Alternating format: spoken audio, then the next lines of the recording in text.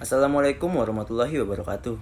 Saya Khairul Umam, mahasiswa Fakultas Ekonomi dan Bisnis Untan jurusan ISP dengan NIM B10111911070.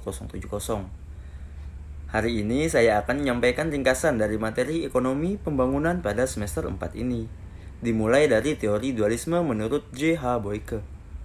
Pada tahun 1953, J.H. Boyke mengeluarkan teori tentang Economics and Economic Policy of Dual Society, yang artinya dualisme sosial. Dualisme sosial adalah bentroknya sistem sosial yang diimpor dengan sistem sosial asli yang jenisnya berbeda. Seringkali sistem sosial yang diimpor merupakan kapitalisme yang tinggi. Bentuk yang paling sering ditemukan dari dualisme sosial adalah di mana sistem kapitalisme barat yang diimpor ini melakukan penetrasi ke dalam masyarakat agraris prakapitalis, dan di mana sistem sosial yang asli tetap dapat bertahan dan tidak dapat mengadopsi prinsip-prinsip kapitalistik dalam praktek. Namun, terdapat kritik terhadap teori dualisme Boyke ini. Yang pertama dari Benjamin Higgins. Ia mengatakan fenomena dualisme tidak hanya terjadi di timur, seperti yang dikemukakan oleh Boyke, tetapi juga terjadi di barat, bahkan bisa terjadi di mana saja. Kemudian, menurut Mosadli, tema sentral yang seharusnya diangkat ialah akulturasi dan adaptasi dalam proses pembangunan sebagai konsekuensi industrialisasi dan introduksi budaya kota. Kemudian ada J.A.C. Mackie yang menentang dualisme yang mengkontraskan perkebunan besar yang dinamis dan rasional dengan petani kecil yang lemah dan stagnan, dengan menunjukkan fakta bahwa para petani kecil yang disebut Boyke sebagai sektor subsisten prakapitalis ternyata tumbuh pesat dan dinamis pada dekade 1920-an. Lanjut ke materi NSB dan HPAES. NSB ialah negara sedang berkembang.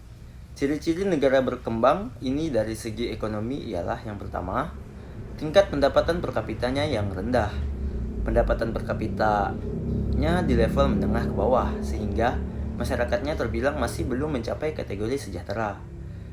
Hampir separuh negara di dunia ini masuk ke dalam kategori negara berkembang karena hal ini. Kedua, impor lebih besar daripada ekspor. Impor dilakukan saat suatu negara mengalami keterbatasan teknologi dan keahlian, sehingga membutuhkan barang-barang impor. Dengan adanya impor berarti negara harus mengeluarkan uang yang tidak sedikit. Yang ketiga, ada jumlah pengangguran yang tinggi. Negara tidak mampu menyediakan lapangan pekerjaan yang layak untuk menampung jumlah pengangguran yang sudah terlampau banyak. Yang keempat, mengandalkan sektor primer. Mayoritas penduduk negara berkembang memiliki mata pencaharian dengan memanfaatkan hasil alam. Contohnya seperti petani, nelayan, dan juga lain-lain. Yang kelima, tingkat korupsinya yang tinggi. Tingkat korupsi yang terjadi cukup tinggi sehingga berdampak buruk pada perekonomian di negara tersebut. Selanjutnya, HPAES, yaitu High Performing Asian Economic, adalah negara-negara di Asia yang memiliki tingkat pertumbuhan yang tinggi, terdiri dari Jepang, Singapura, Hong Kong, Korea, Taiwan, Thailand, Malaysia, dan Indonesia. Ciri-ciri negara ini adalah yang pertama, pertumbuhan ekonomi yang tinggi dan berkelanjutan. Umumnya negara HPAES memiliki tingkat pertumbuhan ekonomi yang tinggi dan mampu mempertahankannya secara konsisten.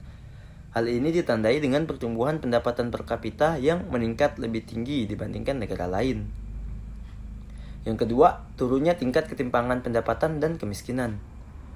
Hubungan ketimpangan pendapatan dan kemiskinan negara HPAES bertentangan dengan hipotesis U terbalik. Hipotesis ini menyatakan bahwa pada tahap awal pertumbuhan ekonomi atau ketika pembangunan dimulai, distribusi pendapatan cenderung memburuk ataupun tidak merata. Namun, pada tahap selanjutnya, distribusi pendapatan akan membaik dan semakin merata. Dalam jangka pendek, meningkatnya pendapatan ini akan diikuti dengan meningkatnya kesenjangan pendapatan.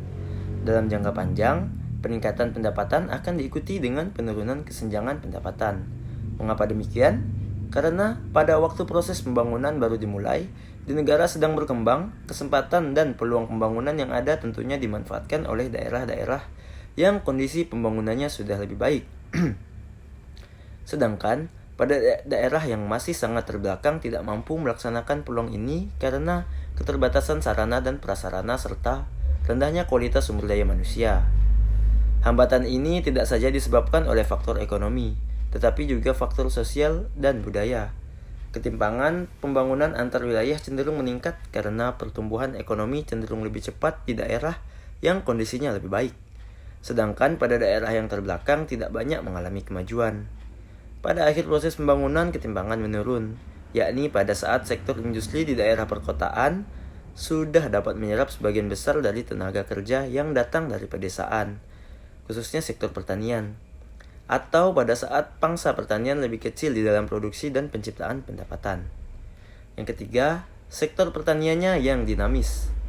Perkembangan perekonomian suatu negara biasanya diikuti dengan turunnya peranan sektor pertanian, tetapi bukan berarti mengalami stagnasi atau kemunduran. Kemudian selanjutnya ada hal-hal penting dalam pembangunan ekonomi di NSB dan Asia. Outward-looking strategi, prioritas pemerintah untuk mengembangkan ekonomi yang pesat. Ekonomi dikelola dengan defisit anggaran yang kecil, inflasi rendah, dipengaruhi faktor pasar. Yang kedua, tingkat investasi dan tabungan. Negara HPAS memiliki perkembangan tingkat investasi dan tabungan yang cukup besar dibanding negara berkembang lainnya. Investasi bisa dari tabungan, pinjaman, dan investasi. Pengembangan sumber daya manusia dapat dilakukan dari pendidikan formal dan pendidikan non-formal yang baik. Kemudian yang keempat, indikator perkembangan sumber daya manusia. Indikator ini dapat dihitung dari pendapatan per kapita suatu negara, pengeluaran pemerintah di bidang pendidikan, tingkat melek huruf, dan juga tingkat investasi. Yang kelima, tingkat produktivitas. Produktivitas ialah beberapa efektif dan efisiennya tingkat keluaran barang dan jasa untuk setiap masukan. Indikator yang umum yaitu dari GNP per kapita dan GDP per kapita. Berikut tadi adalah ringkasan materi dari ekonomi pembangunan semester 4 ini. Semoga bermanfaat. Sekian dan terima kasih.